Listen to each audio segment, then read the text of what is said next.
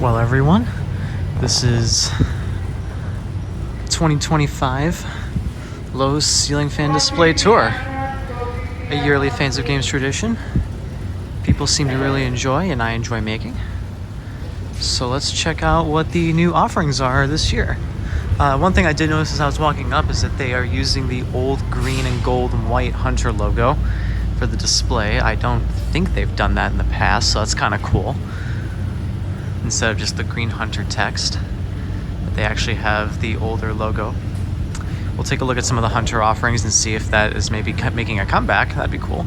But first, starting off here in the corner, we have these new offerings from Harbor Breeze. These are some more modern blade bracketless designs. This one we got like a flush mount style and then down rod style over here with integrated light kits, the Fairbanks and the Sunport. These looked near identical. And we have the Fanimation Slinger V2. All right, that's an upgraded version here. I think it's missing the bottom glass. I don't know how easy that's coming across on camera. But that's, oh, messed with the zoom there. That's just the LED module right there. They have the larger fans on this side. We got this looks new. The Orbic, is that a Harbor Breeze offering? No, it's from Minka. The housing almost looks like the Modern Fan Company ball fan. But obviously the blades got 5 blades instead of the 4 that one has. Here we have Harbor Breeze offering with a crystal glass, color temperature changing light module, which is cool. I do like the blade design on that too. It almost looks like a spatula with the way that it's like thin coming up to the motor housing and then branches out. That's cool. And the Dayton from,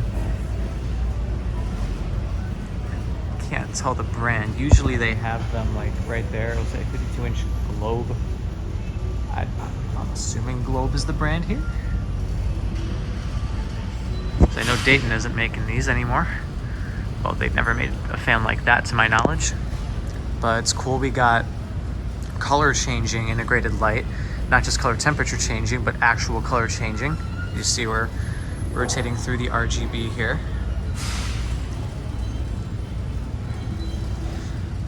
Okay, so there's a Hunter. Not using that old Hunter logo. I like that Harbor Breeze Calavar. The blade shape on that is cool. I like the swooping. That's a feature of modern fans that I do enjoy. What do we got here? Harbor Breeze Bonham. Okay, so you see we have Bonham on the logo there, but then there's also the Stokes too up there. I don't know which one it is.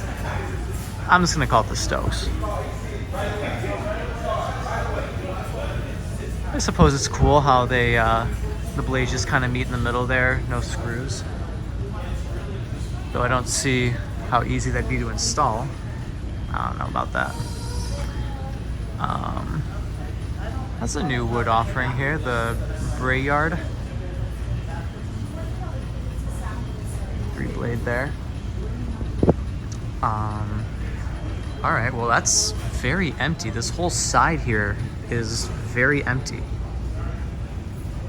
I don't know why. Maybe they're finally trying to give the fans more space. But like it's congested down here and not so much over here. I mean, overall, this display looks a lot more empty than it ever has before, which worries me a little, I'm not gonna lie. Not that I'm necessarily worried that Lowe's is gonna stop carrying ceiling fans, because why would a big box store like this stop carrying ceiling fans? But you just never know what these subtle changes mean. Looks like we got some more basic Harbor Breeze offerings here. Spinner type thing. View from Harbor Breeze. We got a classic Harbor Breeze traditional style fan over here. in the Lansing.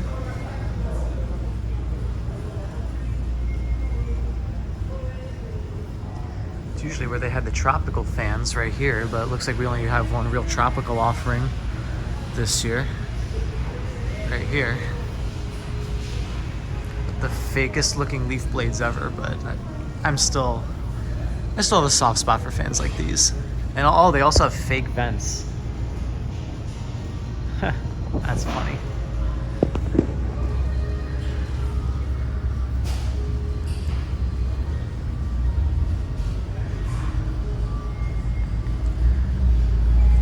The Aeroflow. I feel like I recognize this model from previous years. Again, I like the swooping of the blades. It'd be cool if there were more 4-blade fans that did something like that. Fanimation Quint. I was a 5-blade fan with the swoop with that. Not a whole lot of 4-blade. Actually, do we have any 4-blade offerings here? I don't think so. I think it's all either 5, 3, or Slinger. That's a cheap Slinger. $339. It's way cheaper than I thought it would be. More basic Harbor Breeze offerings. Ooh, white and brass. There's some variety here. Of course, it's a Fanimation prop. $259. Wow, these are really cheap. I thought Fanimation was a higher end brand. Maybe these are just lower end offerings, but still. Alright, so now we got some Fandeliers here as well with the Vanderbrook. 5-blade Fandelier. Unique take on that. Clear blade here with the Edenmore. I'm not a huge fan of when these go with clear blades, but I guess if you want a more low-key thing, then that's what you would go with. We've seen that 6-blade Hunter Lakeway before. That's not new. Oh, droopy blades here. What's going on? The Minka Air Lakeshore. I mean, you guys see that too, right? Those are some droopy blades. That must just be installer error on here. Because yeah, that does not look right. They got rid of the white Sailor Bay with the broken light shade. I guess that's a good thing, because that just didn't look great here. Oh, we do have a 4-blade offering right here.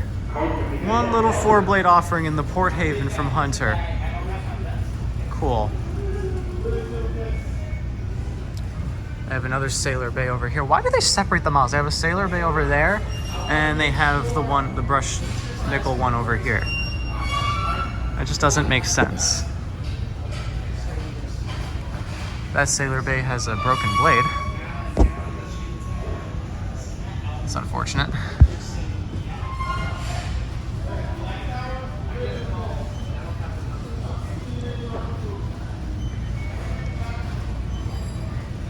Looks like the hugger version of the Sailor Bay in the Centreville here.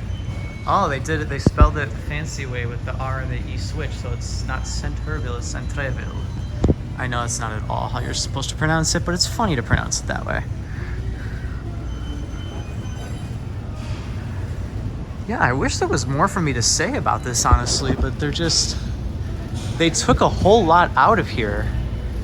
And what's here is primarily just basic Builder Harbor Breeze stuff. I think this year especially, they're like really going in on that, which is unfortunate. Oh, we have a low profile here. Or no, it's not a low profile, it's Kenwick. That's base. Well, no, you can't really call it the low profile, even though it has the low profile 2/3 housing. Harbor Breeze Cypress Point. Basic Builder fan that I would have expected to see all over Universal Studios. This video is most likely going to come out after that one.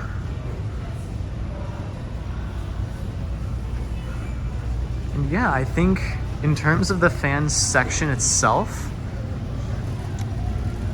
that's pretty much all the noteworthy stuff that's worth seeing. There's still one more thing I got to show you guys.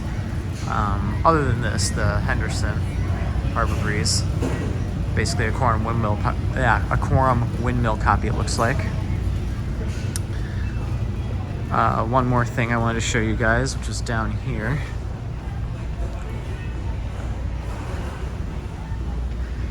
For whatever reason, they have some fans over here now. The boxes below the fan don't even match it, interestingly enough. At least not with that one. This one they do. This is the basic hugger that they have. The Armitage. I wasn't sure if this was an Armitage or not, because usually I remember seeing Armitages with Armitages, I don't know. Either way, with 4 blades, but this one has 5. And for whatever reason, I don't understand how they bend them like that, the blade brackets, to where like the pitch is off and not the right way. That just doesn't make sense.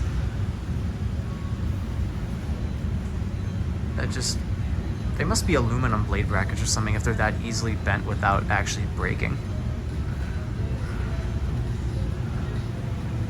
And then the last fan offering here. Another hugger. The Centreville. Alright. Now I think it's time to end the video. I hope you all enjoyed this video, even though it wasn't as full as some of the other ones have been in the past. Thank you all very much for watching though, and tuning in. And remember, stay cool everybody.